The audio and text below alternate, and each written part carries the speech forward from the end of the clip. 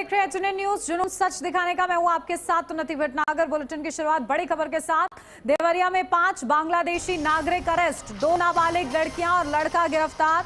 2 पुरुषों को भी पुलिस ने गिरफ्तार किया है। तो पांचों बांग्लादेशी कश्मीर जाने की फिराक में थे। अवैध तरीके से भारत आए थे बांग्लादेशी नागरिक। तो नाबालिगों को बाल सुधार गृह में भेजा गया है। पांचों के खिलाफ ह्यूमन ट्रैफिकिंग का केस दर्ज है।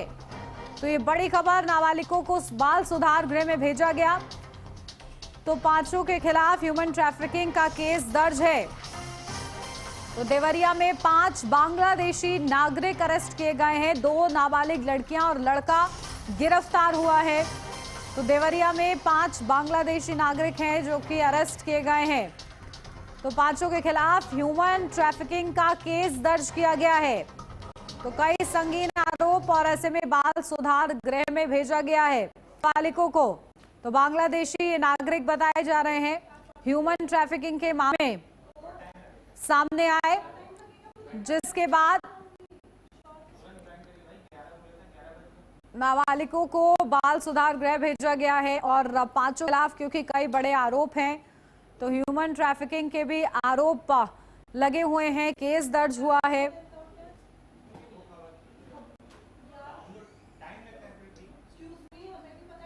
अवध आसाम एक्सप्रेस में रेलवे सुरक्षा बल को जनरल कोच में 3 नाबालिग बच्चे, जिनमें 2 लड़कियां और 1 लड़के थे, तथा साथ में 2 व्यक्ति वयस्क पुरुष संदिग्ध हालात में दिखाई दिए। आरपीएफ द्वारा पूछताछ में बताया गया कि सद्दाम हुसैन व जाहिर हुसैन, जो फोरा बाजार थाना मोमरू रंगून म्यांमार के रहने वाले हैं, के द्वारा हम लोगों को शादी कराने, मजदूरी कराने के लिए गुवाहाटी से रास्ते कश्मीर लेकर जा रहे हैं। ये बच्चे मूलतः म्यांमार के रहने वाले हैं, परंतु वर्तमान में बांग्लादेश में।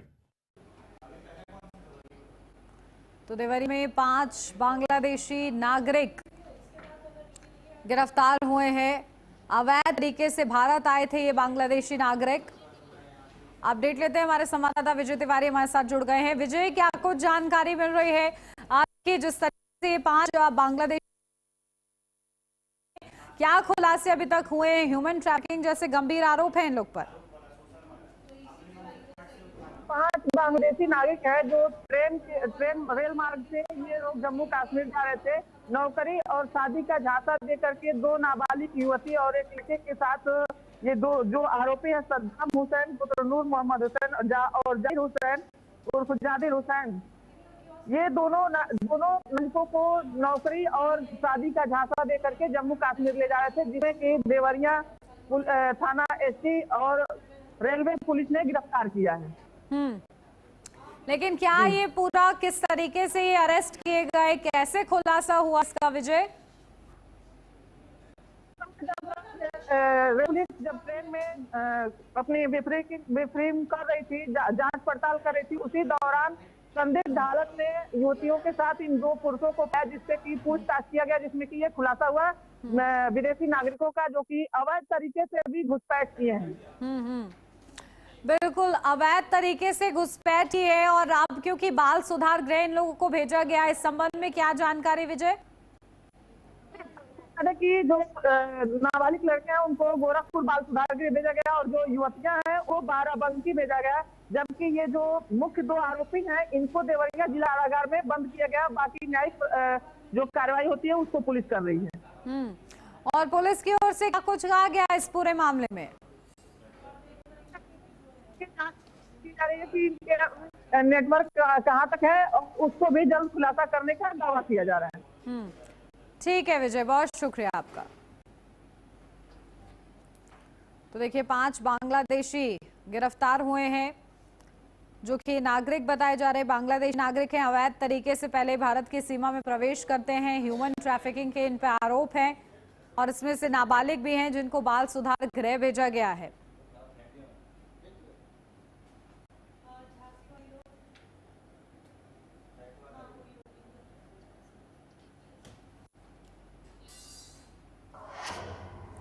अब खबर यूपी के झांसी से है, जहां इंसानियत को शर्मसार कर देने वाला मामला सामने आया है, जहां एक महिला का अश्लील वीडियो बनाकर उसे 2 साल तक ब्लैकमेल कर दरिंदगी की सारी हदें पार की गई। आरोप है कि पैसे के लेन देन के बहाने शख्स पहले तो घर में घुसा, फिर जबरन संबंध बनाया और वीडियो बनाकर ब्लैकमेल करने लगा। पीड़िता की माने तो आरोपी हर बार वीडियो वायरल करने और परिवार को जान से मारने की धमकी देकर उसका शारीरिक शोषण करता रहा। हैरानी की बात यह है कि जब महिला ने पुलिस से गुहार लगाई तो तुरंत कार्रवाई के बजाय जांच की बात कहकर टाल दिया गया। भूपेंद्र सिंह गुर्जर, उनकी दुकान पर मेरा बच्चा काम करता था। हमारी लड़की की शादी थी तो हमारे पति ने उनसे कुछ पैसे दिए थे, जो धीरे धीरे करके उनके चुका भी दिए।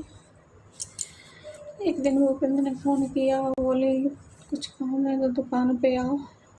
तो हमारे पति और बच्चे उनकी दुकान पे गए तो बोले पूरे जो स्टाम्प है इस पर साइन करो। वो पूरा स्टाम्प था, उस पर साइन करवाए हमारे पति और बच्चों से। तो उन्होंने पूछा किस लिए करवा रहे हैं, उसकी हमारे पास रिकॉर्डिंग भी है। तो भूपेंद्र गुर्जर ने उस पर साइन करवाया। बोली कि हमें कुछ बैंक का काम है इसलिए हम करवाए हैं।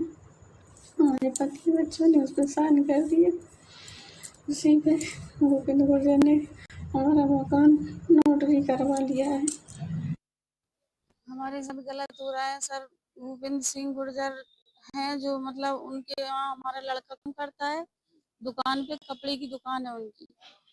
तो उनसे हमने कुछ कर्ज लिए लड़की की शादी के लिए 3 लाख रुपया, तो उनको पैसा दे दिया हमने, लेकिन वो हमारा गलत फायदा उठा रहे हैं। हम जाते रहे तो उन्होंने हमारा एक वीडियो बनाया है, गलत हम कर रहे हैं, उन्होंने बनाया गलत कर रहे हैं 2 साल से। हाँ, जबरदस्ती से कर रहे हैं हमारे साथ।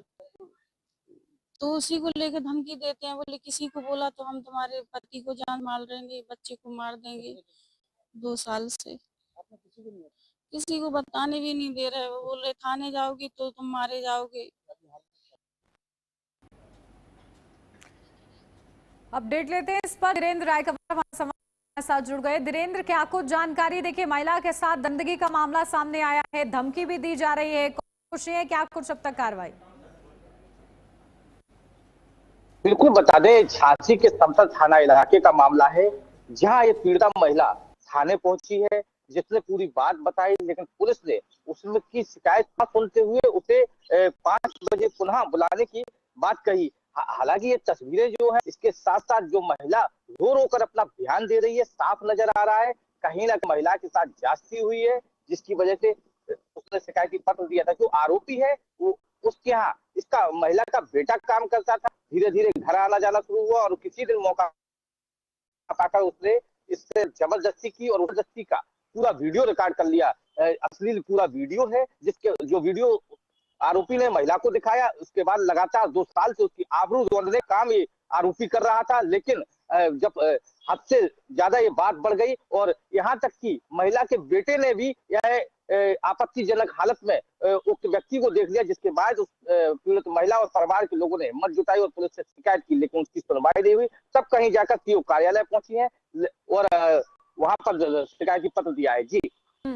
और करीब धीरेन्द्र, बताया जा रहा है 2 साल हो चुके हैं, 2 साल तक दरिंदगी का ये पूरा मामला सामने आया है, अब तक कार्रवाई नहीं हुई है। ऐसे में आगे न्याय मिले पीड़ित परिवार को, क्या सुनिश्चित किया जा रहा है प्रशासन की ओर से? बिल्कुल, जिस प्रकार अगर झांसी की अगर बात करें तो झांसी की जो बागडोर है वो बीबीजीटीएस मूर्ति कप्तान है यहाँ पर, और लगातार अपराधियों के खिलाफ कार्रवाई भी अगर झांसी की बात करें तो उन्होंने खास तौर पर अपराधियों के लिए विशेष अभियान चल। जिले स्तर पर जो बैठे अधिकारी हैं वो जमीनी स्तर पर जो आदमी के घटनाएं हो रही हैं उनकी सूचना ऊपर तक पहुंचने नहीं देते, जिसकी वजह से ऐसे मामले दब जाते हैं, ऐसे आरोपियों के हौसले बुलंद हो जाते हैं। ऐसे ही इस मामले की अगर हम बात करें तो इस मामले में कहना है कि पैसे का लेन देन है, पैसे का लेन देन है। यहाँ तक कि महिला तो ये कह रही है कि मेरा डॉक्टरी परीक्षा करा लिया जाए और उक्त व्यक्ति का करा लिया जाए। अगर ऐसे सिम्टम्स मिलते हैं तो वाकई कार्रवाई करे और अगर नहीं मिलते हैं तो मुझे कार्रवाई करे, यहाँ तक कि महिला का कहना है। लेकिन पुलिस कार्रवाई करने की बजाय उल्टा आदमी को बचाती नजर आ रही है। ये तमाम सवाल स्थानीय थाना पुलिस पर खड़े हो रहे हैं। जी बिल्कुल, देखिए लगातार क्या कार्रवाई इस पूरे मामले में की ये देखना होगा। बहुत शुक्रिया धीरेन्द्र आपका। यूपी के उन्नाव में स्मार्ट प्रीपेड बिजली मीटर के खिलाफ उपभोक्ताओं का गुस्सा लगातार बढ़ता जा रहा है। इसी मुद्दे को लेकर सैकड़ों लोगों ने प्रदर्शन कर इन मीटरों को हटाने की मांग उठाई। प्रदर्शन का नेतृत्व कर रहे विमल द्विवेदी के साथ उपभोक्ताओं ने मुख्यमंत्री को ज्ञापन भेजकर अपनी समस्याएं रखी। लोगों का आरोप है कि स्मार्ट मीटर लगने के बाद से अधिक बिलिंग, सर्वर फेल होने और रिचार्ज के बाद भी बैलेंस अपडेट ना होने जैसी समस्याएं लगातार सामने आई हैं। उपभोक्ताओं ने बताया कि कई बार बिना सूचना के बिजली कट जाती है, जिससे आम जनजीवन प्रभावित हो रहा है। बच्चों की पढ़ाई और मरीजों की देखभाल पर भी इसका गंभीर असर पड़ रहा है। लोगों का कहना है कि बिजली आपूर्ति और बिलिंग व्यवस्था पूरी तरह अव्यवस्थित हो गई है।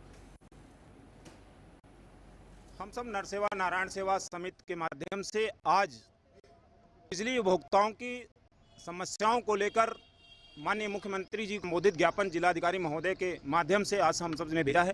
जैसा कि आप सब जानते हैं कि स्मार्ट मीटर की वित्तीय अनियमितताओं को लेकर पूरे प्रदेश में हाहाकार मचा हुआ है। जिस तरह से स्मार्ट मीटर लगने के बाद उपभोक्ताओं का बिल 4 गुना आ रहा है, जबकि बिजली पहले की ही इतनी खर्च हो रही है, उसके बाद भी मीटर का बिल जो है लगभग 4 गुना ज़्यादा आ रहा है। इसको लेकर बिना किसी सूचना के बिजली काट देना, रिचार्ज कराने के बाद भी 24-24 घंटे बिजली ना आना, इन सब तमाम समस्याओं को लेकर आज उन्नाव जनपद से पूरे प्रदेश उपभोक्ताओं के लिए नर सेवा नारायण सेवा समिति के पदाधिकारी व सैकड़ों उपभोक्ताओं शक्तियों के साथ आज हम सबने माननीय मुख्यमंत्री जी से ये मांग की है।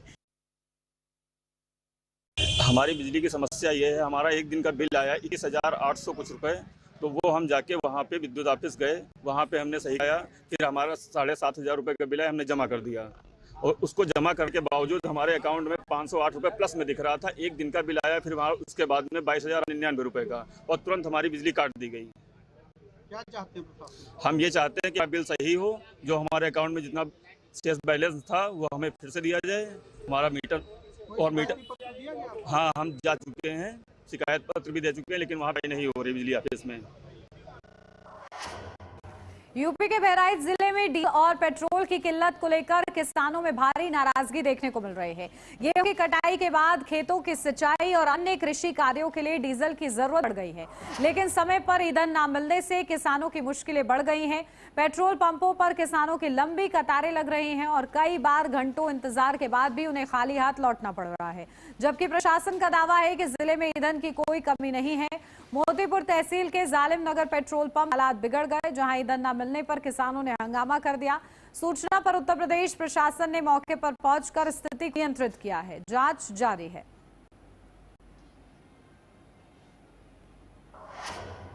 संभल के भटपुरा गांव में तेज आंधी के कारण एक कच्चे मकान की छत गिरने से बड़ा हादसा हो गया। घटना के समय परिवार घर में सो रहा था, तभी अचानक छत गिर गई और सभी सदस्य मलबे में दब गए। हादसे में 9 साल की बच्ची की दर्दनाक मौत हो गई है, जबकि परिवार के 4 अन्य लोग गंभीर रूप से घायल हो गए हैं। स्थानीय लोगों ने तुरंत राहत कार्य शुरू कर मलबे से सभी को बाहर निकाला। सूचना मिलते ही उत्तर प्रदेश पुलिस मौके पर पहुंची और बचाव कार्य में मदद की। प्रशासनिक अधिकारी भी घटनास्थल पर पहुंचे और स्थिति का जायजा लिया है। घायलों को तत्काल नजदीकी अस्पताल में भर्ती कराया गया है, जहां उनका इलाज जारी है। प्रशासन ने घटना की जांच शुरू कर दी है और प्रभावित परिवार को हर संभव मदद का आश्वासन दिया है।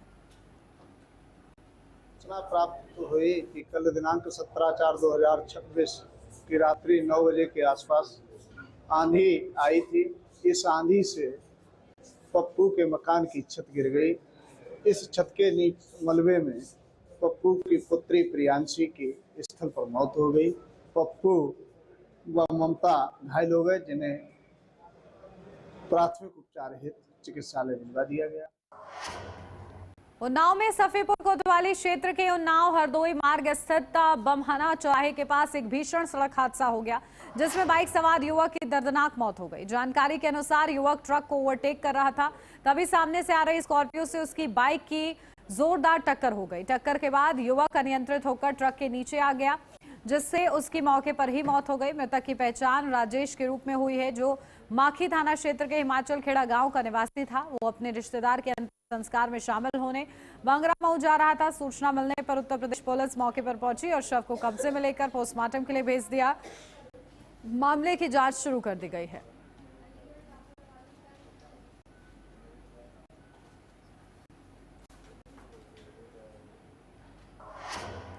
यहाँ रुक रहे हैं, छोटे से ब्रेक के लिए, जल्द हाजिर होते हैं।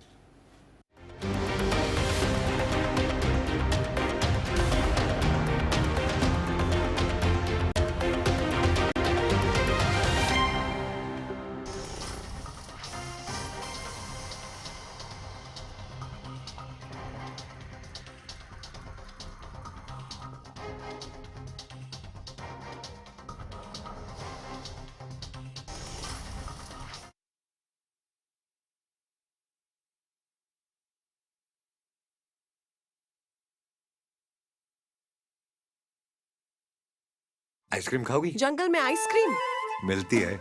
समर कूल रेफ्रिजरेटर, आप अपनी ड्यूटी निभाओ, ये अपनी ड्यूटी निभाएगा। समर कूल, लाइफ बनाए वंडरफुल। ये मेरी लाइफ का सबसे बेस्ट पल है। आईवीएफ से मुझे मिला खुद का बच्चा पाने का बेस्ट मौका। इंदिरा आईवीएफ की खास टेक्निक देती है आने वाले बच्चे को एक नेचुरल गर्भ जैसा वातावरण और बढ़ाती है खुशखबरी का मौका। इंदिरा आईवीएफ, खुशखबरी का बेस्ट मौका। फर्श की टाइल्स को चेंज करो, बड़ी स्लिपरी हैं। थर्मोकूल वॉशिंग मशीन। थर्मोकूल, इंडिया का नया अंदाज। जब हर तरफ खबरों का शोर, जब सच और अफवाह में फर्क ना हो, तब एक चैनल उठता है सवालों की रोशनी लेकर, आपके हित की आवाज बनकर। HNN न्यूज, जुनून सच दिखाने का।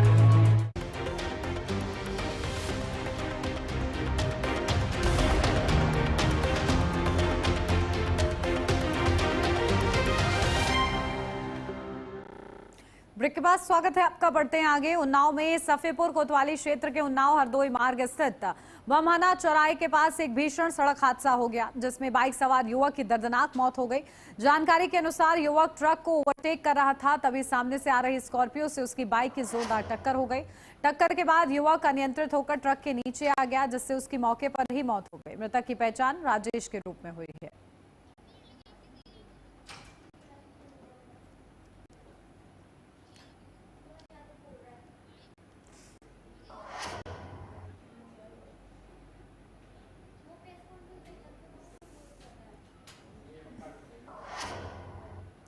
अलीगढ़ में वन विभाग के अधिकारियों पर गंभीर आरोप सामने आए हैं। एक शिकायतकर्ता ने कमिश्नर कार्यालय पहुंचकर लिखित शिकायत दी और इसी के साथ अधिकारियों पर धमकी देने का आरोप लगाया। शिकायतकर्ता का कहना है कि उन्होंने वन विभाग में हुए कथित भ्रष्टाचार को उजागर किया है, जिससे अधिकारी नाराज है और उन्हें फर्जी मुकदमे में फंसाने की धमकी दे रहे हैं। साथ ही दबाव बनाकर मामले को दबाने की कोशिश की जाती है। पीड़ित ने बताया कि वे पिछले 1 महीने से वन संरक्षक कार्यालय के बाहर धर बैठे हैं, लेकिन अब तक कोई कार्रवाई नहीं हुई है। इस मामले को लेकर अलीगढ़ जिला प्रशासन से जांच और कार्रवाई की मांग की गई है। शिकायतकर्ता ने निष्पक्ष जांच की अपील की है।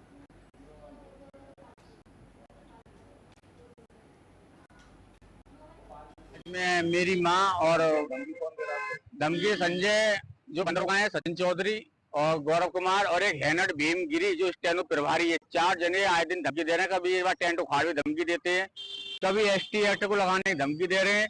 ये कुल मिला के ये भ्रष्टाचार से बुलाए हुए हैं। इन्होंने भ्रष्टाचार किया, उसकी आवाज उठाने के लिए ये दबाना चाह रहे हैं मेरे को। अच्छा, क्या मामला है इनका? इनका सरकारी कटान कराया है इन्होंने बड़े पैमाने पर। इन्होंने सरकारी मिट्टी को खनन किया है।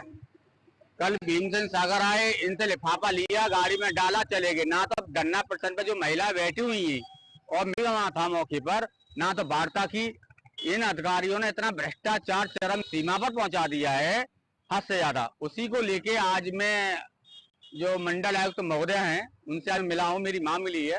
पूरे साक्ष्य दिखाए भ्रष्टाचार के, पूरे साक्ष्य। और इस बीच आपको सीधे ले चलते हैं भोपाल, जहां से मोहन यादव क्या कुछ कह रहे हैं सुनवाते हैं। ऐतिहासिक पर्यटन हो, हमारा वन क्षेत्रों का पर्यटन हो, हर क्षेत्र में आवागमन की दृष्टि से, भौगोलिक दृष्टि से बड़ा इलाका है, इसलिए स्वाभाविक रूप से हमको आने जाने के लिए सुगम व्यवस्था की आवश्यकता लगती है। ऐसे में इससे न केवल समय घंटों का मिनटों में लगेगा, बल्कि एक रोचकता के साथ ऊपर से जब आप नैसर्गिक सौंदर्य देखते हैं तो उसका आनंद ही अलग आता है। मैं आज के इस अवसर पर भगवान राम के धाम को जाने वाली इस यात्रा के लिए यात्रियों को भी बधाई देना चाहूँगा और उम्मीद करूँगा कि ये सेवा लगातार बढ़ती रहेगी। हमने अपने राज्य की जनता की सेवा के लिए सभी क्षेत्रों में समान रूप से अलग अलग तरह से सेवा करने का काम किया। उसमें PM एम्बुलेंस, एयर एम्बुलेंस भी देने का काम देश में सबसे पहले किसी राज्य ने किया है। मुझे गर्व है और हमारा राज्य जिसमें एयर एम्बुलेंस के माध्यम से जहां हेलीकॉप्टर जा सकता वहां हेलीकॉप्टर, जहां प्लेन उतर सकता वहां प्लेन, व्यक्ति की जान बचाना जरूरी। ऐसे में आयुष्मान कार्डधारी लोगों के लिए ये बहुत अच्छी सौगात। जब मैं आज चंदेरी से ओरछा के किराए को देख रहा हूँ तो चंदेरी से ओरछा का किराया 2750, भोपाल से चंदेरी का किराया 5500 और भोपाल से ओरछा का किराया 6500। लेकिन ये किराया पर्याप्त नहीं है, क्योंकि भोपाल से ओरछा का पैकेज 14,500 का, इसमें 13,000 का किराया हेलीकॉप्टर का, टैक्सी का किराया 1150 का और 350 का। लेकिन इसमें बड़ी मैचिंग ग्रांट राज्य सरकार मिला रही है, जिसके आधार पर अगर हम 6,000 रुपये ले रहे हैं तो 13,000 रुपये से लेकर ज्यादा का भी अमाउंट है वो टूरिज्म कॉर्पोरेशन मिला रहा है। आपको हेलीकॉप्टर में बिठा करके हम इस मांग को, इस यात्रा को, ये रुचि को बनाते हुए पर्यटकों के लिए जिज्ञासा का समाधान भी और हमारी प्रॉपर्टियों के साथ उनका परिचय भी करा रहे हैं, हमारे राज्य के बीच उनकी रुचि भी बना रहे हैं। इसलिए अधिकतम लोग आए, जाए, देखे, जाने, समझे। राज्य के साथ जब पर्यटक आता तो बहुत सारे प्रकार से वो हमारे लिए हितकारी होता है। मैं बोलने के लिए बहुत देर बोल सकता हूँ, लेकिन आज बहुत सारे कार्यक्रम हैं। लेकिन सच में टूरिज्म कॉर्पोरेशन को बधाई देना चाहूंगा, जिनके माध्यम से धार्मिक पर्यटन के लिए पिछले वर्ष हमने यात्रा प्रारंभ की। ओंकारेश्वर, महाकालेश्वर से होते होते मैयर की माता जी, चित्रकूट, भगवान कृष्ण, भगवान श्री राम का वो धाम, तुलसीदास चंदन के तिलक देत रघुवीर, चित्रकूट के घाट पे भई संतन की भीड़, वो युग को भी याद कर रहे हैं। और आज राजा राम ओरछा के लिए अब प्रदेश चारों तरफ से हमारी हवाई सेवाओं के संपर्क में आया है। जब रेल, बस, सड़क, जल यातायात पे भी हम लोग काम कर रहे हैं। ऐसे में हवाई यातायात की दृष्टि से इस बड़ी सौगात की बधाई देता हूँ। बहुत बहुत धन्यवाद। भारत माता की जय। बहुत बहुत धन्यवाद माननीय मुख्यमंत्री। और इस बीच आपको सीधा लिए चलते पश्चिम बंगाल, जहां प्रधानमंत्री नरेंद्र मोदी पहुंचे प्रचार प्रसार के लिए। क्या कुछ कहना सुनवाते हैं। धोखा दिया है। बंगाल की बहनें चाहती थी कि उनको 33% आरक्षण मिले। मोदी ने ये सुनिश्चित किया। बंगाल की बहनें चाहती थी कि ये 2029 से ही लागू हो। मोदी ने इसके लिए भी प्रयास किया, लेकिन टीएमसी नहीं चाहती थी कि बंगाल की बेटियां ज्यादा संख्या में एमएलए बने, ज्यादा संख्या में एमपी बने, क्योंकि बंगाल की बेटियां इनके महाजंगल राज को चुनौती दे रही है।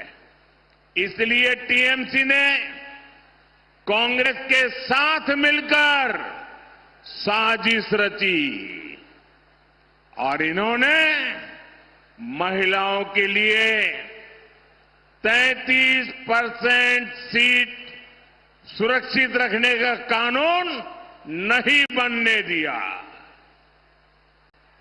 साथियों, ये वही टीएमसी है जो घुसपैठियों को लाभ देने के लिए हर कानून नियम तोड़ देती है।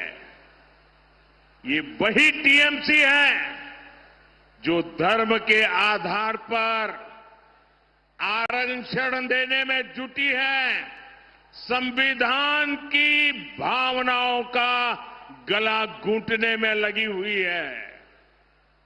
मैं माताओं बहनों से पूछना चाहता हूं, क्या टीएमसी को सजा मिलनी चाहिए कि नहीं मिलनी चाहिए? बहनों के अधिकारों को लूटने वाली टीएमसी को जाना चाहिए कि नहीं जाना चाहिए?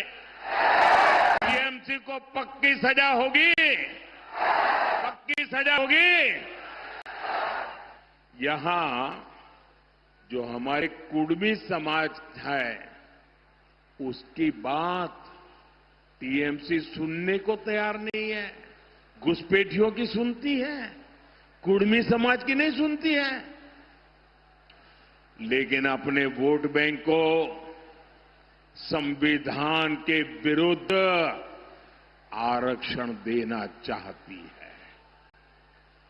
कोलकाता हाईकोर्ट बार बार कह रहा है ये नहीं चलेगा, लेकिन महाजंगल राज ऐसा है कि ये कोर्ट की भी नहीं सुनते। महिलाओं के आरक्षण के लिए तो देश की संसद ने कानून बनाया है। अब समय आ गया है, देर नहीं होनी चाहिए, उसको बस लागू करना है। लेकिन टीएमसी को ये पसंद नहीं आ रहा है। मैं बंगाल की हर बहन बेटी से कहूंगा, अब टीएमसी को सजा देनी है, अब टीएमसी को बड़ी सजा देनी है।